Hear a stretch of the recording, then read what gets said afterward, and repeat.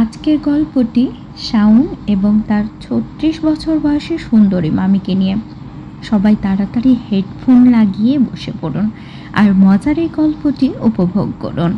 R please please please subscribe করে দিন। শাওনের জীবনে গ্রীষ্মের ছুটি মানেই একটা আলাদা রকমের উত্তেজনা। শহরের কোলাহল, ধুলোবালি আর বন্ধ ঘরের একঘেয়ামি থেকে মুক্তি পাওয়ার একমাত্র পথ ছিল গ্রামের সবুজে ঘেরা মামির বাড়ি। এবারও সে ব্যাগ গুছিয়ে নিয়েছে। বাবা মা দুইজনে ব্যস্ত, তাই শাওনের গ্রীষ্মটা কাটবে তার মামির কাছে। মামি, যিনি শাওনের কাছের মামি নন, একজন বন্ধুর মতো, একজন গল্পকথক আর কখনো কখনো একটি রহস্যময়ও। শাওনের বয়স এখন 19, কলেজে পড়ে, কিন্তু মামির বাড়ির কথা মনে পড়লেই তার মনটা কেমন যেন উঠতে থাকে। মামিকে সে শেষ দেখেছিল 2 বছর আগে। তখন মামির চোখে আলাদা একটা ঔজ্জ্বল্য ছিল, কথায় মিষ্টতা আর হাসিতে একটা গভীরতা ছিল। এবার যখন শাওন ট্রেনের জানালা দিয়ে বাইরে ধানক্ষেত আর নদীর দিকে তাকিয়ে মামির বাড়ির কথা ভাবছিল, তার মনে হচ্ছিল এবার বোধহয় কিছু আলাদা হবে। ট্রেনটা যখন গ্রামের ছোট্ট স্টেশনে থামল, তখন সূর্য ডুবতে বসেছে। শাওন ব্যাগ কাঁধে নিয়েই নামল। স্টেশনের বাইরে একটা রিক্সা দাঁড়িয়েছিল। রিক্সাওয়ালা তাকে দেখে বলল, কোথাও যাবেন ভাই? শাওন মামির বাড়ির কথা বলতেই লোকটা হেসে বলল, ও তাহলে তো পথ চিনি, চলেন। রিক্সায় বসে শাওন চারপাশ দেখছিল। ধান ক্ষেতের মাঝ দিয়ে সরু রাস্তা, দূরে গাছের সারি আর বাতাসে ভেসে আসা মাটির গন্ধ। তার মনটা হালকা হয়ে গেল। শহরের সেই ভারী বাতাস আর কংক্রিটের জঞ্জাল থেকে অনেক দূরে চলে এসেছে সে। মামির বাড়ির সামনে পৌঁছে রিক্সা থামল। বাড়িটা পুরনো আমলের, টিনের চাল, সামনে একটা বড় আম গাছ আর পেছনে পুকুর। দরজায় দাঁড়িয়ে মামি তাকে দেখে হেসে উঠলেন, এই তো আমার শাওন এসে গেছে। কত বড় হয়ে গেছিস রে। মামির গলায় সেই চিরচেনা মিষ্টতা। শাওন লক্ষ্য করল মামির চোখে এখনো সে ঔজ্জ্বল্য আছে। চুলে একটু পাক ধরেছে, কিন্তু মুখে যৌবনের ছাপ এখনো স্পষ্ট। মামির পরনে একটা সাদা শাড়ি, হাতে কয়েকটা কাচের চুড়ি। শাওনের মনে হলো মামি যেন বয়সের সঙ্গে আরো সুন্দর হয়ে উঠেছে। মামি তাকে ঘরে ডেকে নিয়ে গেলেন, আই, হাত মুখ ধুয়ে নে, আমি তোর জন্য পড়তে বসেছি। শাওনের মনে হলো মামি যেন একটু তার জন্য বেশি অপেক্ষা করছিল। ঘরের ভেতরটা সাধারণ কিন্তু একদম পরিপাটি। একটা পুরনো কাঠের খাট, তার উপর মশারি ঝুলছে আর দেওয়ালে মামার একটা ছবি। মামা মারা গেছে 5 বছর আগে। তারপর থেকে মামি একাই থাকেন এই বাড়িতে। শাওন ব্যাগটা খাটের পাশে রেখে হাত মুখ ধুতে গেল। ফিরে এসে দেখল মামি টেবিলে খাবার সাজাচ্ছেন, ভাত, ডাল, মাছের ঝোল আর একটা সবজি। শাওন তখন জিজ্ঞেস করলো, এত কিছু কেন মামি? মামি হেসে বলল, তুই এসেছিস, এইটুকু তো করতেই হয়। রাতে খাওয়ার পর মামি আর শাওন বারান্দায় বসলো। আকাশের তারার মেলা আর দূরে ঝিঝি পোকার ডাক। মামি বললেন, তোর সঙ্গে অনেক দিন গল্প করা হয়নি, বল শহরে কি কি করছিস? শাওন গল্প শুরু করলো। কলেজের ক্লাস, বন্ধুদের সঙ্গে আড্ডা আর তার স্বপ্নের কথা। মামি মন দিয়ে শুনছিল, মাঝে মাঝে হাসছিল, কখনো চোখে একটা গভীর দৃষ্টি নিয়ে তাকাচ্ছিল। শাওনের মনে হচ্ছিল মামি যেন তার চেয়ে বেশি কিছু জানতে চান, যেন তার মনের ভেতরটা পড়তে চান। একসময় মামি বললেন, তোর চোখে এখন অনেক কিছু লুকিয়ে আছে রে শাওন। ছোটবেলায় তুই এত সরল ছিলি। শাওন একটু অপ্রস্তুত হয়ে হাসল, কিন্তু কিছুই বলল না। পরের দিন সকালে শাওন ঘুম থেকে উঠে দেখল মামি ইতিমধ্যেই রান্নাঘরে ব্যস্ত। সে গিয়ে বলল, মামি, আমি কিছু করব? মামি হেসে বলল, তুই বস, আমি সব করে দেব, তবে হ্যাঁ, দুপুরে পুকুরে মাছ ধরতে যাবি আমার সঙ্গে। শাওনের মনে হলো একটা অদ্ভুত অনুভূতি। মামির সঙ্গে পুকুরে যাওয়া মানে কাছাকাছি সময় কাটানো, আর সেটা ভাবতেই তার বুকের ভেতরটা কেমন জানি করছিল। সকালটা কাটলো বাড়ির আশপাশ ঘুরে। আম গাছের নিচে বসে সে পড়তে চেষ্টা করলো, কিন্তু মন বসছিল না। তার চোখে বারবার মামির দিকে যাচ্ছিল, যিনি উঠোনে কাপড় মেলছিলেন। দুপুরে তারা পুকুর পাড়ে গেল। মামি একটা পুরনো বাঁশের ছিপ হাতে নিয়ে মাছ ধরতে লাগলো। শাওনও চেষ্টা করলো, কিন্তু তার ছিপে কোনো মাছই উঠল না। মামি হেসেই বললেন, দেখি আমি তোকে শেখাই। তারপর মামি তার পেছন থেকে এসে দাঁড়ালেন, হাতে হাত রেখে ছিপটা ধরতে শেখালেন। শাওনের গায়ে মামির শরীরের উষ্ণতা লাগলো, আর তার মনে হলো এই মুহূর্তটা যেন একটু বেশি কাছের। মামির চুলের গন্ধ আর তার হাতের স্পর্শ সব মিলিয়ে শাওনের মাথা ঘুরে গেল, কিন্তু মামির সঙ্গে সঙ্গে সরে গিয়ে বললেন, এবার তুই চেষ্টা কর। শাওনের মনটা খালি হয়ে গেল। সে ছিপটা হাতে নিয়ে মাছ ধরার চেষ্টা করলো, কিন্তু তার মন অন্য কোথাও। সন্ধ্যায় তারা বাড়ি ফিরল। মামি রান্না করতে গেলেন, আর শাওন বারান্দায় বসে ভাবছিল মামির এই সব আচরণের মানেটা কি। তিনি কি শুধু মামি হিসেবে তার সঙ্গে সময় কাটাচ্ছিলেন, নাকি এর পেছনে আরও অন্য কিছু আছে। তার মনের ভিতর একটা দ্বন্দ্ব শুরু হলো। রাতে মামি তাকে ডেকে বললেন, চল আজ একটু গল্প করি। তারা বারান্দায় বসলো। মামি পুরনো দিনের গল্প শুরু করলেন। মামার সঙ্গে তার প্রথম দেখা, গ্রামে আসার কথা, আর শাওনের ছোটোবেলার দুষ্টুমি। তার চোখে মামির মুখের দিকে তাকিয়ে রয়েছে। আলো আধারে মামিকে আরও সুন্দর লাগছিল। একবার মনে হলো মামিও তার দিকে একটু অন্যভাবে তাকালেন, কিন্তু পরক্ষণেই মামি বললেন, ঘুমো, অনেক রাত হয়েছে। কয়েকদিন কেটে গেল। শাওন আর মামি একসঙ্গে অনেক কিছুই করলো। বাগানে গাছ লাগানো, পুকুরে সাঁতার কাটলো, এমনকি একদিন বাজারেও গেল। বাজারে যাওয়ার সময় মামি তার হাত ধরে একটা ভিড়ের মধ্যে দিয়ে হেঁটেছিলেন। শাওনের মনে হলো মামির হাতটা যেন একটু বেশি সময় ধরেছিল। বাজার থেকে ফেরার পথে তারা ছোট্ট একটা চায়ের দোকানে বসলো। মামি চা খেতে খেতে বললেন, তোর মামা এখানে থাকলেন আমাদের সঙ্গে বসতো, ওকে চা খুব পছন্দ ছিল ওর। শাওন চুপ করে শুনল। তার মনে হলো মামি যেন মামার কথা বলতে গিয়ে একটু আনমনা হয়ে গেলেন। একদিন দুপুরে শাওন পুকুরে সাঁতার কাটছিল। মামি পাড়ে দাঁড়িয়ে দেখছিল তাকে। শাওন ডেকে বলল, মামি তুমিও নামো না। মামি হেসে বলল, আমি আর পারি না শাওন, তুই উঠে আয়, তোর জন্য আম পেড়ে রেখেছি। শাওন পাড়ে উঠে এলো। মামি তার জন্য একটা গামছা এনে দিলেন। গামছা হাতে দিতে গিয়েই মামির হাতটা শাওনের হাতে ঠেকল। শাওনের মনে হলো মামি যেন একটু থমকে গেলেন, কিন্তু তারপরে মামি হেসে বললেন, তোর চুলগুলো ভিজে, মুছে নে। শাওনের মনটা আবারও দুলে উঠল। এক রাতে ঝড় উঠল, বিদ্যুৎ চলে গেল, আর ঘরে শুধু একটা হারিকেন চলছিল। মামি বললে, শাওন ভয় পাস না তো? শাওন হেসে বলল, না মামি, তুমি আছো তো। মামি তার দিকে তাকিয়ে একটু চুপ করে রইলেন, তারপর বললেন, তুই বড় হয়ে গেছিস, আমার কাছে তুই এখনও সেই ছোট্ট শাওন, কিন্তু দেখি তোর চোখে এখন অনেক কিছুই লুকিয়ে আছে। শাওনের বুকটা ধক করে উঠল। মামির কথার মানে কি?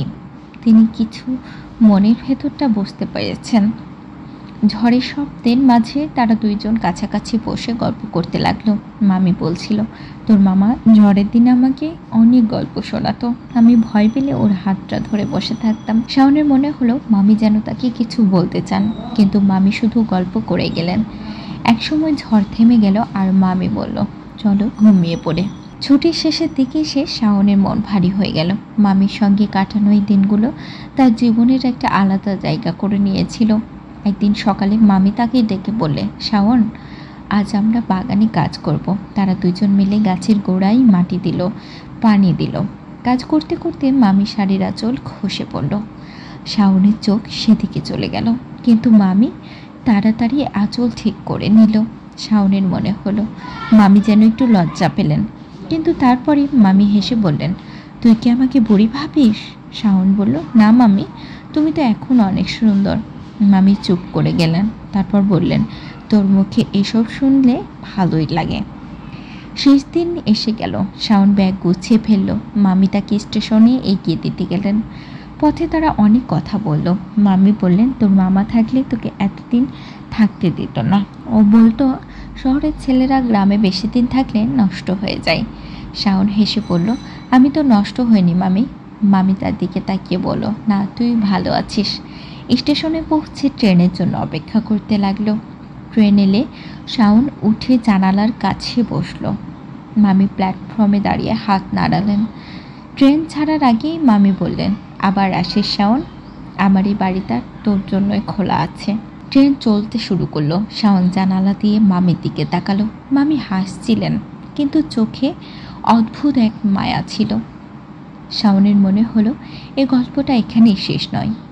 মামির সঙ্গে তার এই সময়গুলো যেন তার মনে গেঁথে রইল।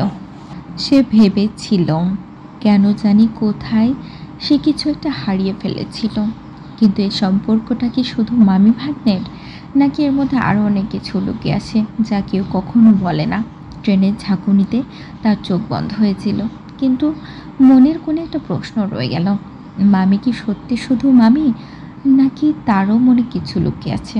কিন্তু পরের বার গ্রীষ্মের ছুটির অপেক্ষা করতে লাগলো। শাওনের জীবনে গ্রীষ্মের ছুটি আবারও এসে গেল। গত বছর মামির বাড়িতে কাটানো সেই দিনগুলো তার মনে এমনভাবে গেঁথে গিয়েছিল যে শহরের ব্যস্ততার মাঝেও সে বারবার গ্রামের সে সবুজ পুকুরের জল আর মামির হাসির কথা ভেবেছে।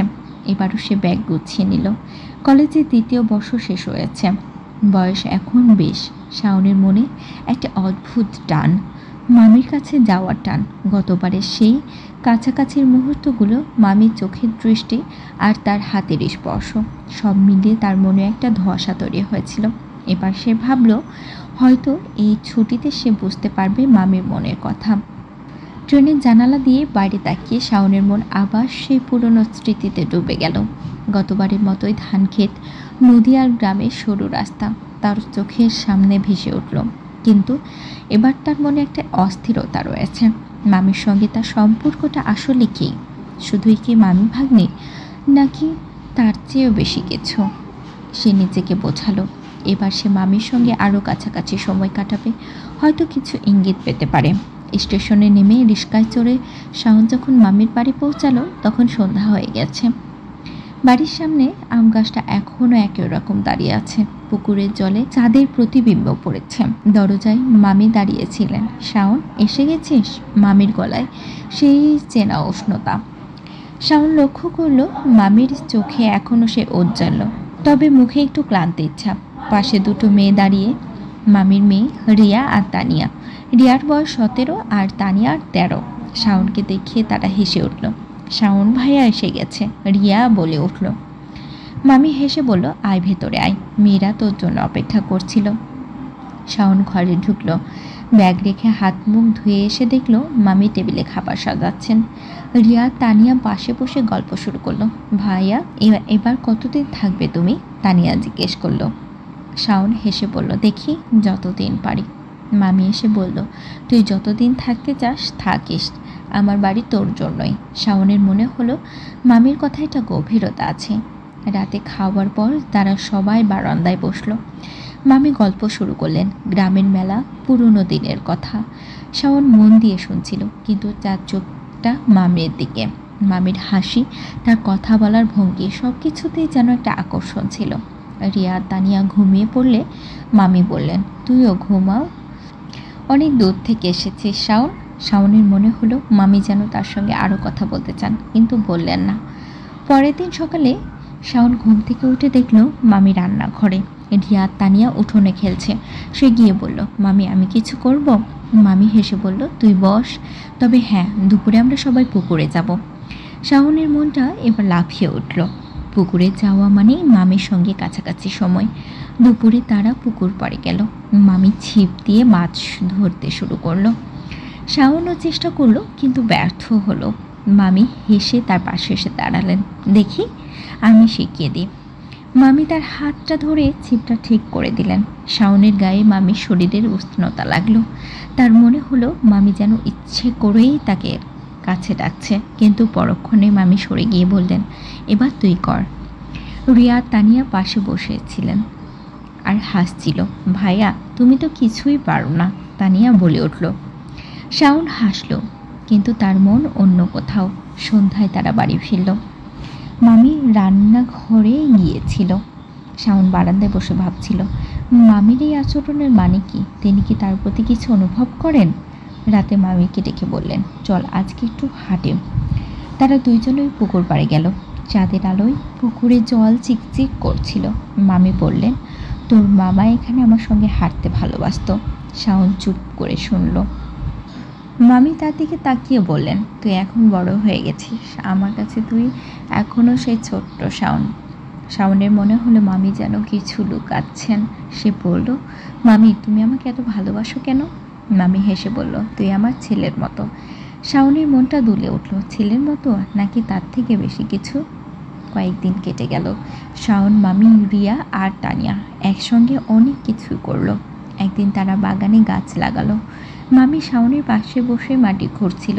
তাদের হাত একবার ঠেকে গেল। শাওনের মনে হলো মামি যেন কিছু একটা বলতে চায়, কিন্তু থমকে গেল। কিন্তু মামি সঙ্গে সঙ্গে হেসে বলল, তোর হাতে অনেক জোর শাওন। আরেকদিন তারা বাজারে গেল। ভিড়ের মধ্যেই মামি তার হাত ধরলেন। শাওনের বুকের ভেতরটা কেঁপে উঠল।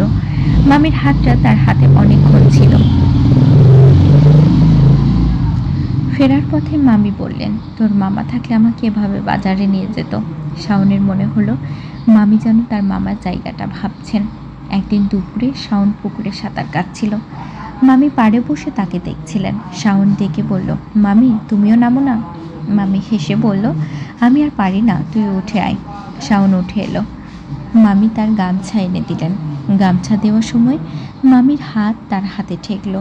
শাওনের মনে হলো মামি যেন একটু কাছে এলেন, কিন্তু মামি হেসে বললেন, তোর চুল ভিজে গেছে, মুছে নে। রিয়া তানিয়া পাশে বসে হাসছিল। ভাইয়া তুমি মামিকে সাঁতার শেখাও না? রিয়া বলল। মামি হেসে বললেন, ও আমাকে শেখাবে, আমি ওকে শিখিয়েছি। শাওনের মনটা আবারও দ্বিধায় পড়ল। এক রাতে ঝড় উঠল, বিদ্যুৎ চলে গেল। মামি হারিকেন জ্বালিয়ে শাওনের পাশে বসলেন। ভয় পাস না তো? মামি জিজ্ঞেস করলেন। শাওন বলল, না, তুমি আছো তো। মামি তার দিকে তাকিয়ে বললেন, তুই আমার কাছে থাকলে আমারও ভয় লাগে না। শাওনের মনে হলো মামির কথা একটা গভীরতা আছে। তারা কাছাকাছি বসেই গল্প করতে লাগলো। মামি বললেন, তোর মামা ঝড়ের রাতে আমাকে গল্প শোনাতো। আমার মেয়েরা ছোট থাকতে আমি ওদের কাছে থাকতাম, এখন তুই আছিস। শাওনের মনে হলো মামি তাকে কাছে রাখতে চান, কিন্তু কেন? ঝড় থামলে মামি বললেন, ঘুমো, এখন অনেক রাত হয়েছে। ছুটির শেষ দিকে এলো। শাওনের মন ভারী হয়ে গেল। মামির সঙ্গে দিনগুলো তার মনে হলো একটা ঝড় তুলেছে। সে ভাবছিল, মামি কি শুধু তাকে ভাগ্নি হিসেবে দেখে, নাকি তার থেকেও বেশি কিছু। একদিন সকালে মামি তাকে ডেকে বললেন, শাওন আজ আমরা বাগানে কাজ করব। তারা গাছের গোড়ায় মাটি দিচ্ছিল। মামির শাড়ির আঁচল খসে পড়ল। শাওনের চোখ সেদিকে গেল। মামি তাড়াতাড়ি করে আঁচল ঠিক করে নিল। শাওনের মনে হলো মামি যেন লজ্জা পেলেন। সে বলল, মামি তুমি এখন অনেক সুন্দর। মামি হেসে বললেন, তোর মুখে সব কথা শুনলে ভালো লাগে। আমার মেয়েরা আমাকে বুড়ি বলে। শাওন বলল, তারা বোঝে না। মামি চুপ করে গেল। শেষ দিন এসে গেল। শাওন ব্যাগ গুছিয়ে ফেলল। মামি তাকে স্টেশনে এগিয়ে দিতে গেলেন। রিয়া তানিয়াও সঙ্গে গেল। পথে মামি বললেন, তুই আমার ছেলের মতো শাওন। আমার কোনো ছেলে নেই, তাই তোকে এত ভালোবাসি। শাওনের মাথায় যেন বাজ পড়ল। ছেলের মতো? তার মনে সব ধোঁয়াশা এক মুহূর্তেই ভেঙে গেল। সে বুঝল মামির সব আচরণ, তার কাছাকাছি আসা সব কিছু শুধু মায়ের ভালোবাসা। তার মনে হলো সেই অনুভূতিগুলো শুধু ছিল অপরাধ ছিল। স্টেশনে ট্রেনের জন্য অপেক্ষা করতে করতে সে মামির দিকে তাকালো। মামি হাসছিল। রিয়া তানিয়া হাতে হাত ধরে দাঁড়িয়ে। মামি বললেন, আবার আসিস, আমরা তিনজন তোর জন্য অপেক্ষা করব। ট্রেন এলো। শাওন উঠে জানালার কাছে বসলো। ট্রেন ছাড়ার আগে মামি হাত নাড়লেন।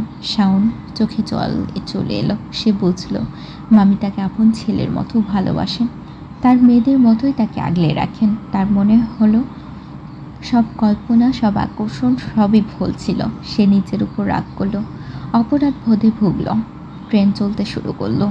শাওন জানালা দিয়ে মামি, রিয়া আর তানিয়ার দিকে তাকালো। তারা হাসছিল। সে মনে মনে বলল, মামি আমি ভুল বুঝছিলাম, আমি আবারও আসবো, শুধু তোমার ছেলে হয়ে।